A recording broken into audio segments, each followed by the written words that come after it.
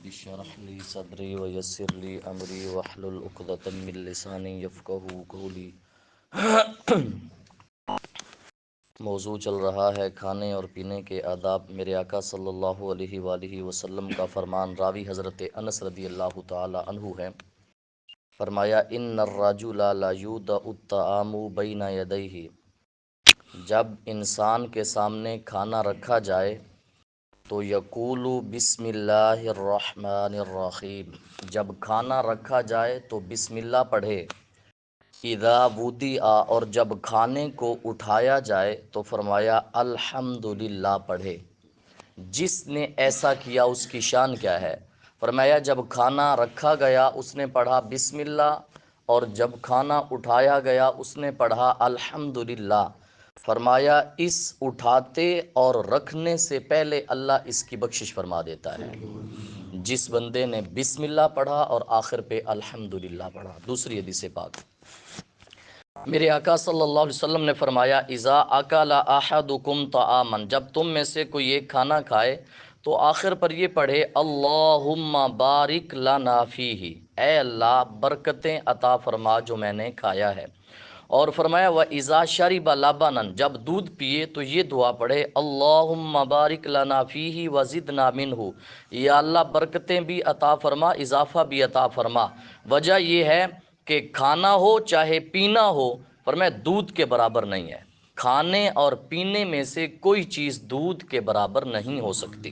تیسری حدیث پاک، میرے آقا صلی اللہ علیہ وسلم نے فرمایا اذا اکل احدکم طعاما، جب تم میں سے کوئی ایک کھانا کھا رہا ہو فلا یمسح یدہ بالمندیل، کھانے سے فارغ ہونے کے بعد اپنے ہاتھ تولیے سے نہ پونجے۔ کب تک؟ حتی یلعقھا، جب تک اپنی انگلیاں چاٹ نہ لے۔ اپنی انگلیاں چاٹ کے پھر تولیے سے صاف کرنا چاہتا ہے تو کر لے، اس سے پہلے تولیہ استعمال نہیں کر سکتا۔ چوتھی حدیث پاک، میرے آقا صلی اللہ علیہ وآلہ وسلم نے فرمایا، راوی حضرت انس ہیں، فرمایا اذا سقطت لقمۃ احدکم، تم میں سے کسی ایک کے ہاتھ سے جب لقمہ گر جائے، فرمایا فلیمت عنھا الاذی، اس لقمے پہ جو لگا ہو اس کو صاف کر کے وَلْيَأْكُلْهَا، اس کو کھا لینا چاہیے، شیطان کے لیے نہ چھوڑو۔ فرمایا وجہ کیا ہے؟ وجہ یہ ہے لا تدرون، تم نہیں جانتے، ہو سکتا ہے کھانے میں جو برکت ہو اسی گری ہوئے لقمے میں اللہ تعالیٰ نے رکھی ہو، لہٰذا اس گرے ہوئے لقمے کو صاف کر کے کھا لو، ہو سکتا ہے برکت اسی میں ہو۔ یہ جتنی آج حدیثیں آئی ہیں اور جتنے آداب آئے ہیں، آج اس وقت یہ گھٹیا لوگوں کا شعار ہم نے بنا لیا ہے۔ اب ہم بھری مجلس میں، معزز مجلس میں بیٹھے ہوں، کھانے کا لقمہ گر جائے، میں تو نہیں اٹھاتا وہ کھانا، یہ لوگ کیا کہیں گے، ان کو آداب ہی نہیں ہے، مجلس میں بیٹھنے کے آداب نہیں ہے۔ اسی طرح کہ جب کھانا کھایا جا رہا ہو، ہمارے پاس تو وہ ٹیشو پڑے ہوتے ہیں، فرمایا انگلیاں چاٹنے کے بعد استعمال کر سکتے ہیں، کوئی حرج نہیں ہے۔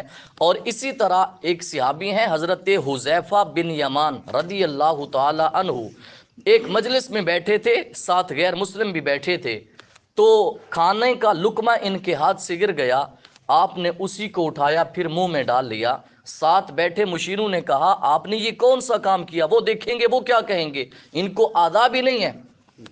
یہ الفاظ تاریخ میں ہیں، آپ نے فرمایا اترکو سنت رسول اللہ لہؤلاء الحمقاء، آپ نے فرمایا کیا میں ان بے وقوفوں کی خاطر رسول اللہ کی سنت چھوڑ دوں؟ اور جہاں بیٹھے ہی سارے سیانے ہوں وہاں سنتوں کی دھجیاں اڑائی جا رہی ہوتی ہیں۔ یہ وہ سنتیں ہیں جو اس وقت جن کو کہیں کہ بالکل مسمار ہو چکی ہیں، یہ وہ دور ہے۔ میرے آقا نے فرمایا جس نے میری ایک سنت کو زندہ کیا اللہ 100 شہیدوں کا ثواب عطا فرمائے گا۔ دعا ہے اللہ تعالی ہم سب کو عمل کی توفیق عطا فرمائے۔